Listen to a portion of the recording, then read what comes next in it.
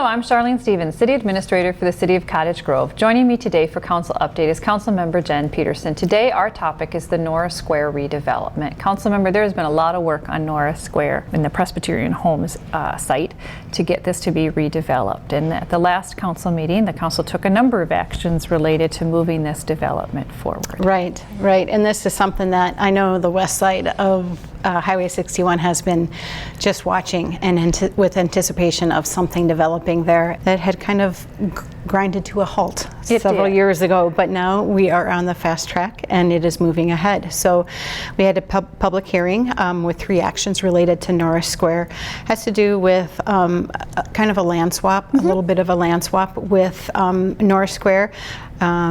Has to do with making it so that eventually at one point the fire station that's down there, Fire Station 1, no longer be a fire station in another couple years. That will become some of their property. And Presbyterian Home is doing quite a major project there, and this kind of fits with one of your goals, which has been housing. For different ages and such. And so the redevelopment of Norris Square, they're going to add a little bit to that facility. Yeah, they're adding quite a bit.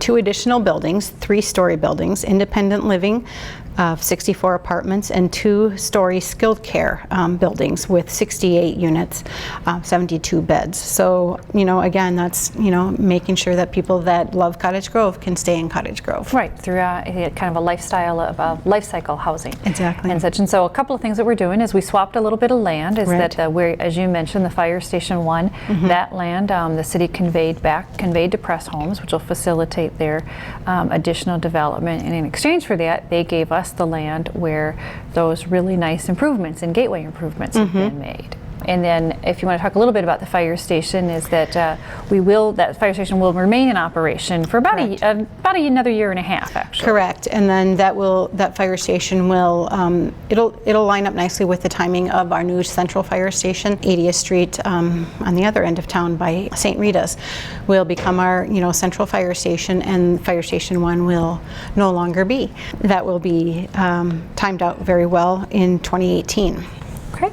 And then there will still be access to the water tower and all of that that the city owns in that area as well. So as you said, this is a great new development for the city, something that you should be really proud of as we are wrapping up your your term on the city council and such. And so one of your main goals was life cycle housing in the community, and this is one of a couple of projects that have come through in the last year. And so a little bit complicated in the land swap and some things like that, but this all facilitates that additional development and doesn't change the model of service for our fire department either. And I'm sure people are enjoying seeing the improvements there on that corner. It looks really nice. It does. It's a wonderful gateway to the community. So for more information about the Norris Square redevelopment project, you can contact Jennifer Levitt, Community Development Director. Thank you, Councilmember Jen Peterson.